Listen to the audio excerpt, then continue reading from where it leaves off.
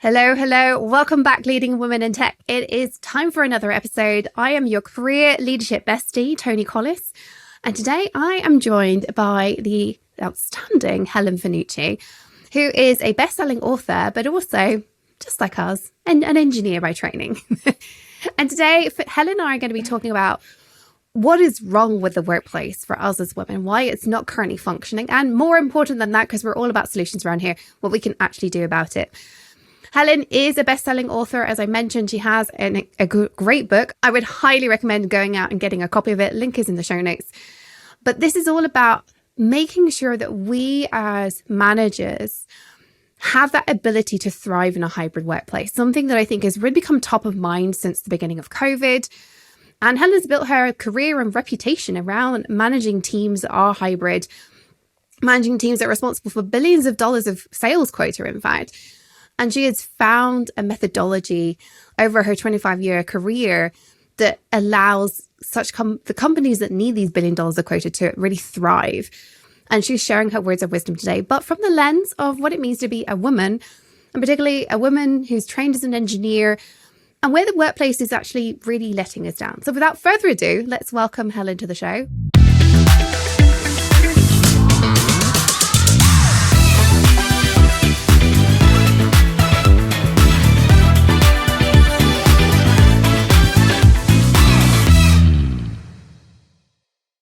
Hello, Helen. Thank you so much for being here.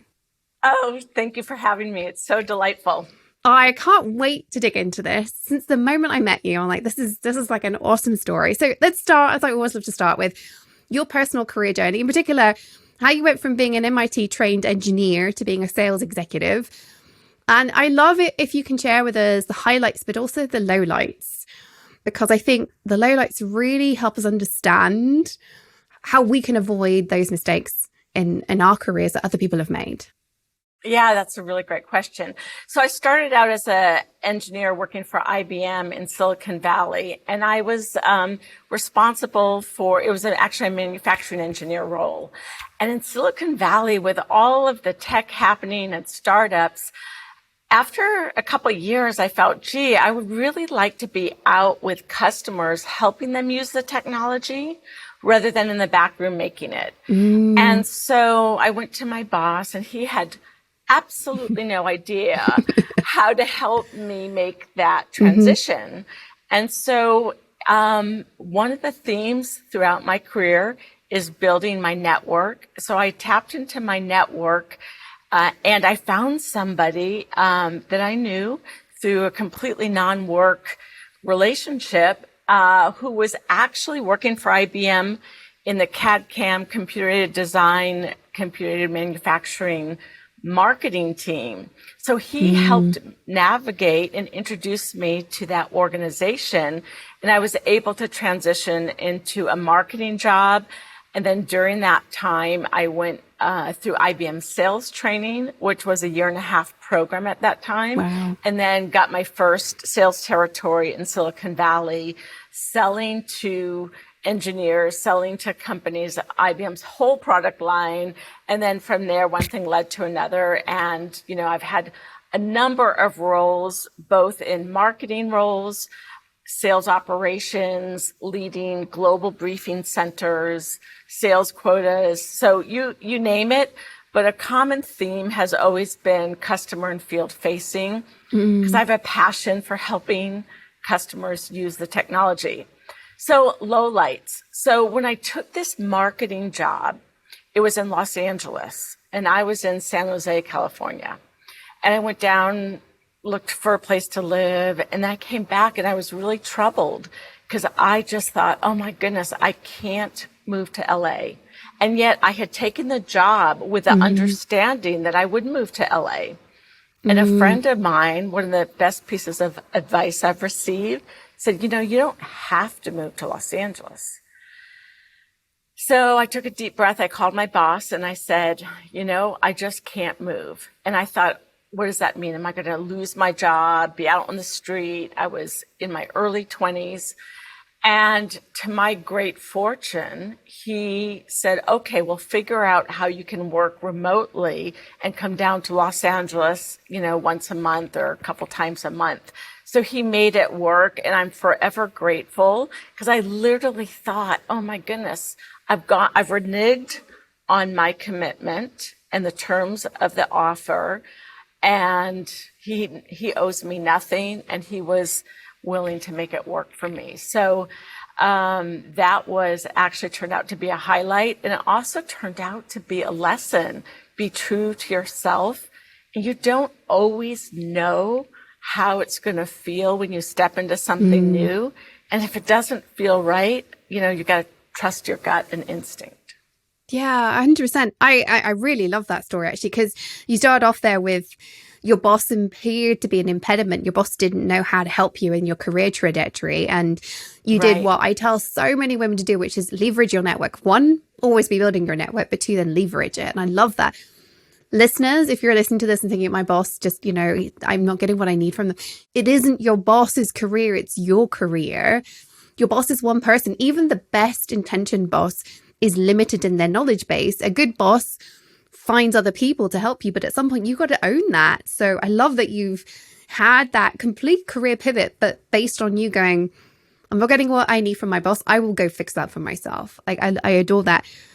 But I also love that piece of advice you got from your friend. You don't have to move. And again, I say this to so many people, make people fall in love with you and then negotiate what you need. I'm like, don't put at the job interview stage or when you're trying to convince your boss to give you a promotion, don't say like, these are all my criteria. Because at that point, they're looking for a reason not to continue the conversation with you. Once they have decided they love you, that's the point to put down your cards. That's the point where you say, well, I love this idea, but I'm not moving. I did that. I refused to move to Spain. Landed the offer. I was like, I'm not moving to Spain. I've got a family in Scotland. I'm not moving. A couple of months later, they came back and were like, oh, okay, well, you'll be our first remote employee. We'll pay for you to go to Spain once a month. Fabulous. But if I'd said that as a red line right at the beginning, I wouldn't have got the job. Sure, absolutely. It's just so key. I really love the fact that you seem to have demonstrated in your career turning low lights into highlights. I always think that our low lights are our career opportunities. We just need to see them that way. And I love that you've done that. Tell me now, like, why are you now passionate about high performing teams? Because I know that's your passion point. You've written a whole book about it. What is it that makes you excited about that high performance team and figuring out how to do that? Yeah, that's a great question. So business is about delivering results and business outcomes, but it doesn't start and end there. The only way you can truly deliver high performance is by understanding and getting to know your team and what makes them tick and what success means to each individual on your team and helping them achieve it.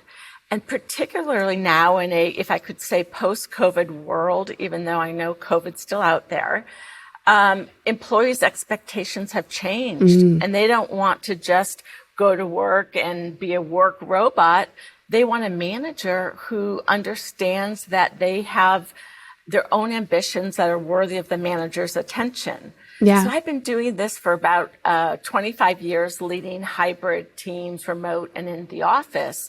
And I've always focused on my team, and it's more important than ever to set really clear performance-based expectations and then have a process for engaging, checkpointing, but really helping remove the friction in their job, whether it is sales friction, whether they're trying to get to a new executive and they need help figuring that out.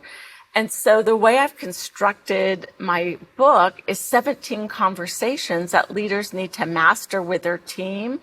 And I've found that if you're not taking into account the ambitions of your team members and supporting them, then you actually can't maximize your performance. And so I felt like I had a positive message that would resonate, particularly as I was observing companies wanting to force their team to come back into the office and managers being nervous about, are my team members really working? Are they productive? Microsoft coined the phrase productivity paranoia because managers can't see their employees, but that's completely ineffective, in my opinion. Yes. Because what my team members do on a day-to-day basis, I don't care. It's really about the longer term, the outcomes that they need to drive, whether it's sales outcomes, building pipeline, building stronger executive relationships, whatever the outcomes happen to be. I love that you've linked their performance with ambition. I think so many people they see the performance conversations as something they need to do in order to retain top talent, or because, if we promote this person, it's good for the company, rather than flipping on its end, which is, if I want the most out of this person, I need to care about their ambition. I need to make sure that we're giving them stuff that fulfills that ambition, rather than I've got to do this because. So I really love that linkage there, that just subtle shift in the conversation around why we care about an individual's ambition. I think it's beautiful. But I also thought it was interesting the way you're talking about the hybrid or remote worlds. Even now, I am coaching executives who are uncomfortable managing remotely. They are remote. They see the benefits of it. They're enjoying the remoteness themselves. But every now and then there'll be a conversation around the lines of, but this was so much easier in the office. And I'm like, no, that was lazy. That was lazy management. You never actually knew your team were doing well. I've had jobs where I coasted because I didn't like the job, and I could look really damn busy in the office. Whereas you can appear completely absent when you're working remote because you're not answering emails, because you're in deep work mode. Being presenteeism is not a good measure of productivity. So I love that you are actively calling that out. And I really do think there is an element of, this is all I know, and so this is the only way to do it, rather than what are the other options. There are plenty of remote only companies out there pre-COVID. My company is one of them. My entire team is, sure. I think we're across 12 time zones right now. I think we're across 5 countries. And I'm like, it's awesome. I get to work with, they're all women. Actually, one man. My podcast editor, Brett, I appreciate you. You're like, wait, hold on. You forgot me and I'm editing this podcast. Brett's the one man working for me. And he's amazing. And I get to work with these people all over the world. And I think that is so worth learning how to build and manage remote teams. The benefit we get from that is extraordinary. Have you experienced that yourself? Have you managed to work with a team that you would never be able to do if it was in person? Well, most of my career has been remote teams. So this job, my team is scattered throughout the U.S. My last job, I had international employees. So by definition, it's not practical to all be in the office. Yeah. And so, yes, you have to figure out, and it's really key to have outcome-based expectations. Mm-hmm. And it doesn't have to be financially oriented like sales quota. In fact, I have what I call hard numbers-based outcome expectations, and I have soft. And the soft is as critical. And if you don't hold your team accountable to those expectations as well, then that's a problem. So as an example, I have sales leaders that lead a cross-functional team, and it could be up to 50 people working on a customer. And those individuals that are cross-functional matrix, they don't report to the team member. But if the team member can't demonstrate leadership skills, can't mobilize the team, can't delegate, those are skills and gaps that need to be addressed, and coaching needs to happen. And ultimately, that can be a success or failure point. And it's not necessarily, did they achieve quota or are they growing pipeline? It is, are they able to demonstrate the leadership skills that that particular role requires? So that's one example of soft skills that is essential to the role. And it can be measured and evaluated. And so that's the manager's job to do that. Yeah. Oh, so key. So key. It's like actually measuring the right things. I think some of the time we measure the wrong thing, and that's what we get hung up on. And then we realize that actually the wrong thing is not even giving us the results we want. But let's talk about the skills that you see as great leadership skills. What are these skills and why are they in high demand today? I mean, I'm kind of preempting it along the lines of hybrid and remote, but what are the key leadership skills that you think we need to see more of, and Why are they in high demand? Yeah. So as I mentioned earlier, employee expectations have changed and they want managers that understand who they are as whole people with families and ambitions, as well as employees want to work for companies that align to their values and purpose. Some people will boil it down to say a good culture. The skills that managers need to have, and Gartner Group, if you're familiar with them, they're an analyst organization, say that managers aren't prepared with these skills. And so this also comes to where I think women really excel. So empathy, being able to put yourself in the shoes of another person and relate to them. Building trust, it's foundational. And the first section of the conversations in my book are conversations of connection. Because if you can't build trust and you don't have a relationship, you actually can't lead your team as effectively as is needed. And so transparency, caring, supporting your team, those kinds of skills are essential. And frankly, you as a leader are then demonstrating that capability and those skills with your team, but they're the same skills that you'd likely expect your team members to have with customers or with colleagues to work across the organization. So it's actually kind of a virtuous circle, and you're walking the talk, if you will. So those kinds of capabilities are required and essential today. And managers who just focus on the business outcome and the business result actually end up putting pressure on their team members in a way that's not welcome and minimizes impact, because it's kind of creating this fear or this tension, which is actually counterproductive and does not maximize results. 100%. Oh, well, let's talk about empathy in particular, but in the skills that on average, women are more likely to have. I think empathy is one of those ones where there's a debate around it. But right now, demographically, women seem to be more likely to be empathetic than their male colleagues.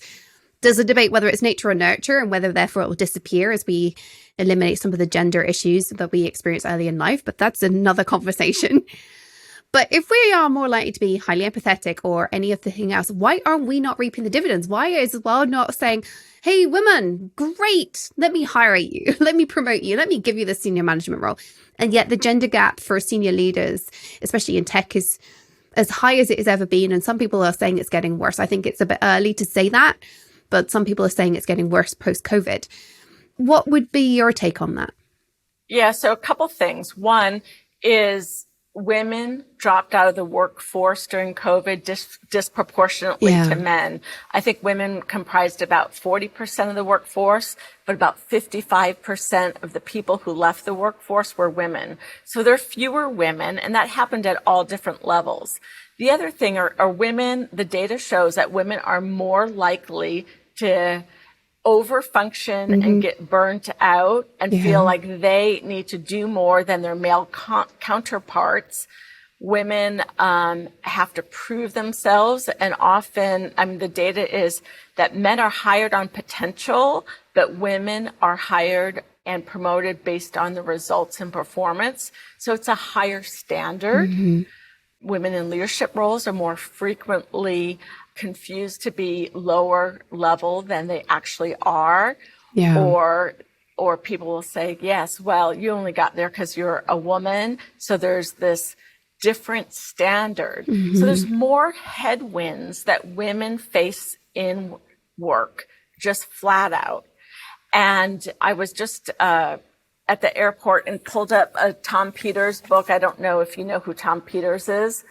He wrote In Search of Excellence that came out in 1982. But he's talking about extreme humanism. And in this book, this is a little kind of compact guide to excellence. And he's talking about being human at work. And he's talking about, there's a lot of statistics about why women make better leaders in this book. Studies from Harvard Business Review, McKinsey. And so there is a recognition, but it hasn't come into action yet in the workforce, because I think we are, as women, are threatening to men. And I've experienced it. And frankly, one of the reasons I wrote my book is I was on the receiving end of not great leadership. And there's the cronyism, hiring your friends. So there's so much work to do. I don't have a magic bullet, but I do know for sure that the communication and connecting skills, which are more often attributed to women, actually are what the workplace needs. Oh, 100%. And it breaks my heart. It's so unsurprising. It breaks my heart every time I hear another woman who's been on the receiving end of this cronyism. There's not enough room at the top for women. We're our own worst enemy with that. Men think there's no room at the top because it's going to push them out. And then one woman gets there and they're like, well, I can't let any other women up here with me. And actually what we need to do as women is lift everybody up alongside us. The interesting thing is now, there are these headwinds, as you put it. That's a good way of expressing it. I refer to it as a knife edge, this knife edge that as women we have to navigate. And listeners will have heard me say this many times.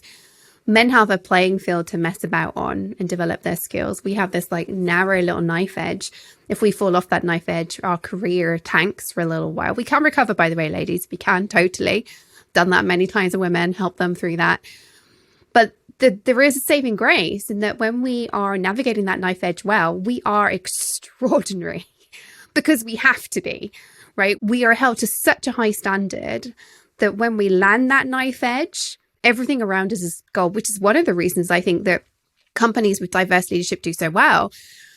But what I really want to see happening, I think it is beginning to happen, is that when we do that, other people around us, and in particular, I'm thinking men here, but even, others who aren't, necessarily adhering to what we're learning, get lifted up as well, because there is this higher standard that the workplace suddenly sees.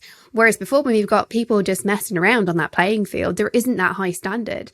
Have you seen that play out as well? Yeah, I have for sure. Because you look around and go, how did they ever get that job? And right? I'm thinking of specific names of people. But yeah, it just is, mind boggling. And then you see women who are just doing phenomenal, get passed over for promotion, not even considered, and you just scratch your head. And so I think while there's a recognition, women need to be much more intentional about going places where they are appreciated and figuring out where the culture is conducive. And even if so I've been in roles where, gosh, it was great. And then new leadership comes in and you're in the same job and then it really changes. Yeah. And what I do is I navigate into a new role, a new organization. And I've learned over time that for me, this is probably not everyone's choice, but for me, culture and who I work with is far more important than the specifics of the job. Oh, I would 100% agree with that. I think the more that we vote for culture, the more we're going to change things. And I keep saying this, there are reasons why we need to stay. We don't all have the ability to move. I think more of us got more freedom to move than we think we do. I think sometimes we really feel like we're handcuffed. There are legitimate reasons to be handcuffed, but I think more of us have more freedom than we realize. And I think the more we vote with our feet, I'm not saying like chuck it all in and then find a new job. I'm saying like find a new role and quit. Yeah. And I think that is one of the fastest ways that we are going to change the business, because I think when women get into leadership, we build better technology companies because of all the stuff we've just been talking about. That means those other technology companies are either going to have to change or they're going to die. Would you agree with that? Or have I taken that too far? No, I think so. The data is really clear that diverse teams, it doesn't just have to be gender diversity, diversity of thought perform better. Diverse boards perform better. So absolutely, when you play that out, that means that some are going to be on a higher trajectory of performance and others not. And that will over time mean that companies that aren't on that higher performing trajectory will get purchased, acquired, bought out, what have you. And one of the things that happened during COVID is with the virtual environment, it was kind of a level or equal playing field on video because we all have that same size of a square. And I've heard the theory from some folks that are researching the workplace that one of the reasons leaders want employees to come into the office is because the pecking order is more evident. The big corner office. Oh, yeah. You know, the whole ego, you know, I'm the boss kind of thing. And I don't have data on that, but this individual actually looks at a lot of data and he's like, you know, I think there's something to that theory.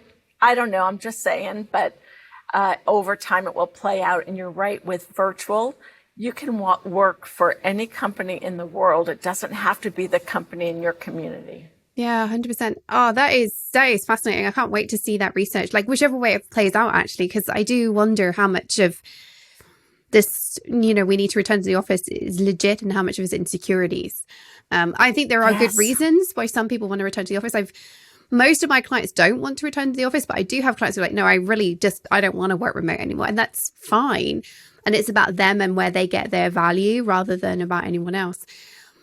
Before we wrap this up, I really want to dig into how we can remove the obstacles that women are facing. We've talked about some of them already. I want to talk a little bit about how, as women, we can remove the obstacles for other people in our team. But I also want to know what else we can do here. Like, what do you see as the top things that we can be doing for ourselves and for others to remove the obstacles, particularly for other women? Yeah, so as a leader, you know, are you not only mentoring and coaching folks, but are you actually being an advocate for them? Because mentoring is a much more passive, you know, less, are you putting your name on the line to really support and sponsor an individual? One of the things that I've done is I've had job shadowing. I've had folks on my team who express the ambition of getting promoted to kind of step in for me when I'm, you know, on vacation, on holiday. The other thing is continue to build a network and a pipeline of talent, particularly female talent. And I found that particularly large companies do not go to where the female talent is. They go to the Ivy League universities and various places like that. But there's a lot of really capable people and women who are in, you know, other places, like maybe not Ivy League universities, that are being overlooked. I have some friends who are female leaders in tech, and they've kind of connected me with different talent pools because they may be people of color, or, you know, have gone to some of these universities. And so there's a lot of places, and it's up to me as a leader to make sure that I'm seeking out places where diversity exists, because they're not going to come to me. And again, this is all about building the network.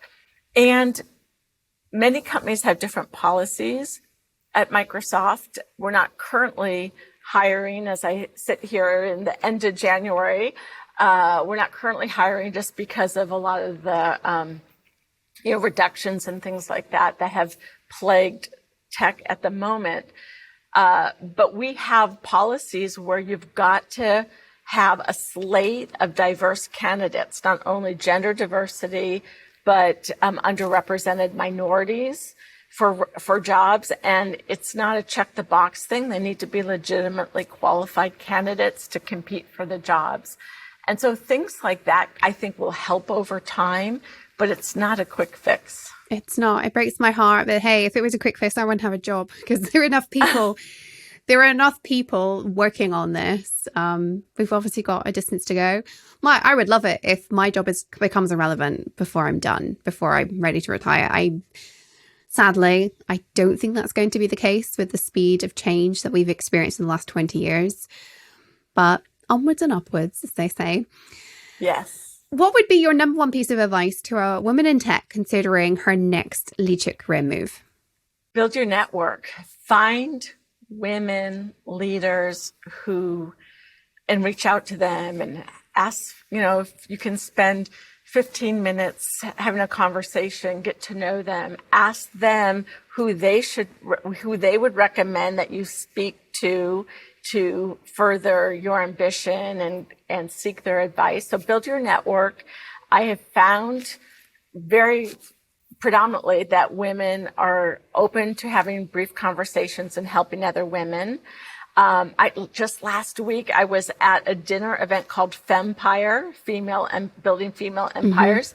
It is through the Partner Channel organization. Well, it's through a company called Partner Tap, but they're being very intentional about shifting the flow of capital to women. They got so frustrated with so much of the, business being transacted through male companies that there's now this kind of movement afoot of being very intentional about doing business with female business owners and women who are representing tech companies. This is more of a tech company thing, but I love that.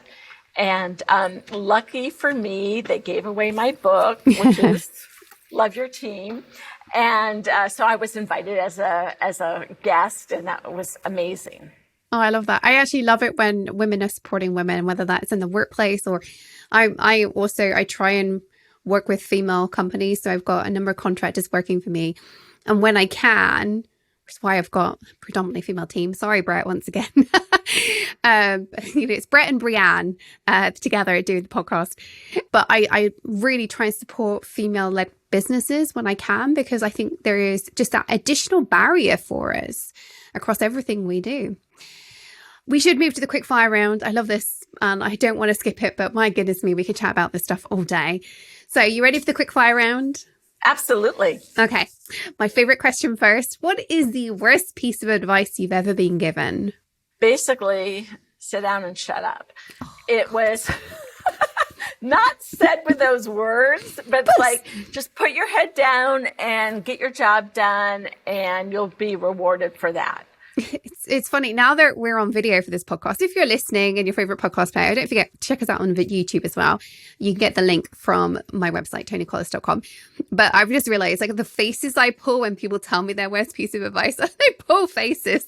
I'm like, really? Like, this is 2023. I mean, I know that like this advice is years ago, but I'm like, really? Like we're still having these conversations? Yes, we are.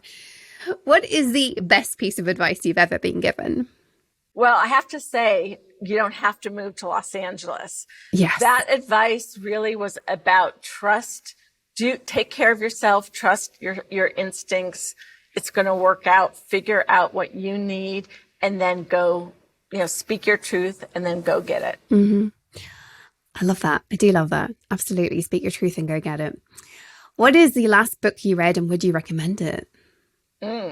Well, I just picked it up at the airport. Yes, Tom Peters. Excellence Now, Extreme Humanism. It's chock full of so many things humanism, work is human. It's about people. As if this is, how could it be any other way? But there's so many anecdotes and there's studies about high performance being people driven, because after all, it's not about the technology really. It's about how do you make it work for people. And so it's fantastic. It's just bite-sized. It's very accessible and easy. So that's literally the last book I read. Oh, good. I've made a note that will go in the show notes. If anybody wants to find out what we're talking about, I will put the details in the show notes for that one. Next, we're on to the mindset moment. At the end of every episode, everybody knows I love to give a mindset tip. What is your favorite mindset tip to help leaders? Have a growth mindset. We're not fixed. Be open to learning and growing and allow your team that space to do that too. So when you're performance managing, if somebody isn't cutting it, it doesn't mean they're out the door. It means you've got to give them the opportunity to learn and grow as well. And I know that can be very, very hard for leaders, but having a growth mindset makes all the difference in the world. Yeah, 100%. I throw around the comment growth mindset. I don't think people actually understand. If you are interested in a growth mindset, there's an amazing book by Carol Dweck. I cannot for the life of me. It's called Mindset. Right. Okay. I'm like, it's phenomenal. It's a phenomenal book. She's a phenomenal psychologist. Go read that book, Carol Dweck. How can people connect with you and find out more, Helen? This has been such a good conversation. I'm sure people would want to find out more and more about your book as well. So my book is on Amazon. Love Your Team, a survival guide for sales managers in a hybrid world. And I'm on LinkedIn. That's the best way to connect with me. Perfect. I will make sure a link to Helen's book and her LinkedIn profile are in the show notes. If you want to go connect, go and have a look at your show notes. This has been amazing. Any final thoughts you want to leave the audience with today? Have confidence. Just know you've got it and just have confidence and go get it. Beautiful, beautiful. Thank you once again, Helen, for sharing your story, for sharing your words of wisdom. It's been a powerful conversation. I am so grateful for having you on the show. Listeners, I hope you have found some little nuggets of wisdom for how you're both going to up-level your career, but also the career of those around you, become an even better leader as a result.